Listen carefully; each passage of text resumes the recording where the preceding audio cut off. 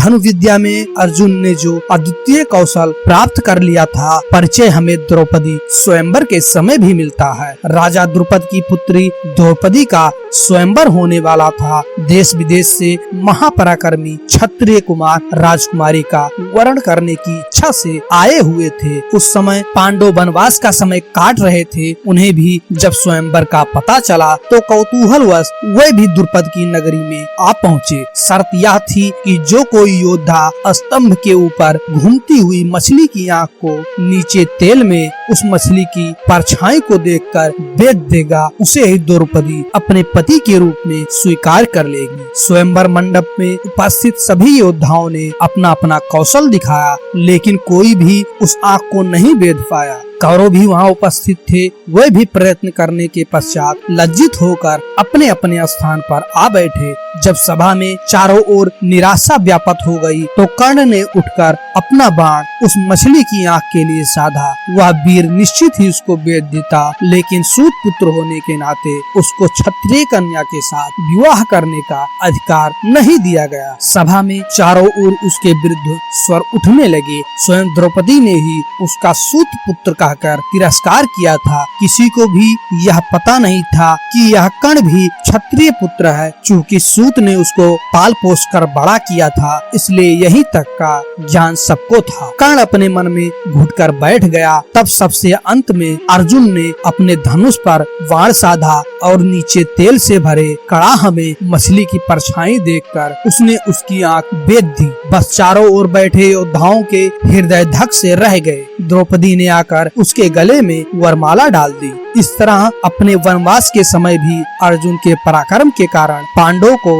द्रौपदी जैसी श्रेष्ठ पत्नी मिली, जो सदा पांडवों के लिए प्रेरक शक्ति बनी रही। कौरव और कर्ण के हृदय में उस समय भी कील सी ठुक गई थी। सभी क्षत्रियों ने इसका विरोध किया था और अपने अपने अस्त्र शस्त्र उठाकर सभी ने अर्जुन को ललकारा था कि हमारे होते हुए एक भिखमंगा द्रुपद की पुत्री को नहीं ले जा सकता। स्थिति काफी भयानक हो गई थी। अर्जुन ने उन योद्धाओं के समूह का अकेले ही सामना किया और सबको परास्त करके उसने यह सिद्ध कर दिया कि वह वनवास के समय भी कोई भिक्षु या याचक नहीं है, बल्कि एक पराक्रमी योद्धा है, जो एक बार तो सारे संसार के योद्धाओं को चुनौती दे सकता है। सबको पराजित करके वह अपने भाइयों के साथ द्रौपदी को माता के पास ले गया। वह अपने भाइयों और माता को अपनी जान से भी अधिक चाहता था। स्वार्थ तो उसे छू तक नहीं गया था। यद्यपि द्रौपदी को वह अपने पराक्रम के बल पर प्राप्त किया था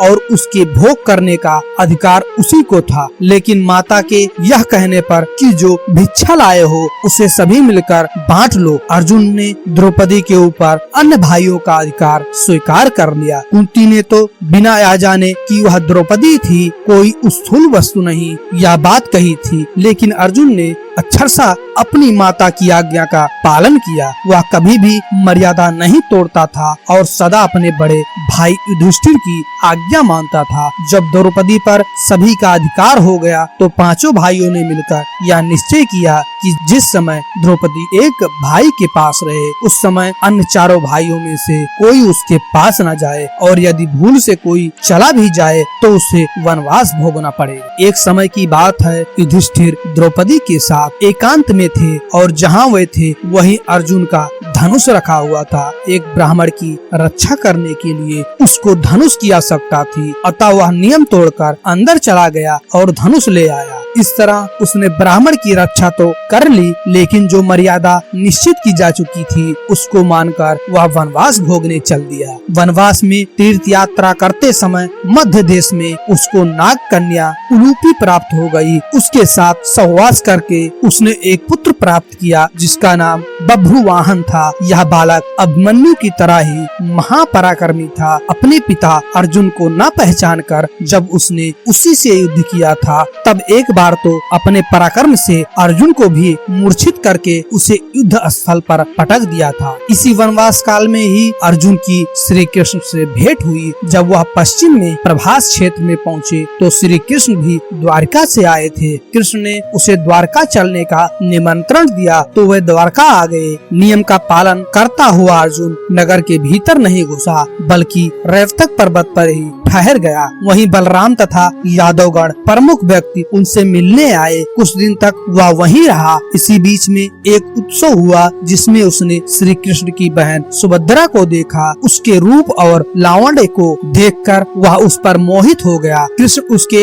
हृदय के भाव को जान गए और सुभद्रा के लिए योग्य वर समझकर उन्होंने उसे सुभद्रा का हरण करने की सम्मति दी, क्योंकि कृष्ण यह भली भांति जानते थे कि वैसे बलराम तथा अन्य संबंधी सुभद्रा का विवाह अर्जुन के साथ नहीं करेंगे। सखा की बात पर विश्वास करके अर्जुन ने सुभद्रा का हरण किया। सुभद्रा भी इस योद्धा को देखकर मुग्ध हो गई और पूर्ण संतोष के साथ उसकी पत्नी होकर चली गई। पीछे से बलराम तथा अन्य यादवों को बड़ा क्रोध आया, लेकिन कृष्ण ने सबको समझा दिया। बलराम तो युद्ध के लिए उतारू हो रहे थे, लेकिन कृष्ण के तर्कों के सामने वे भी चुप हो गए और अंत में सभी ने अर्जुन को सुभद्रा के योग वर स्वीकार कर लिया और विधि पूर्वक उन दोनों का विवाह करा दिया। उसी समय सुभद्रा के गर्भ से वीर बालक अभिमन्यु का जन्म हुआ, जिसने चक्रव्यूह में अपने पराक्रम से शत्रुओं को चकित कर दिया और जो अंत में अपने पिता का यश बढ़ाकर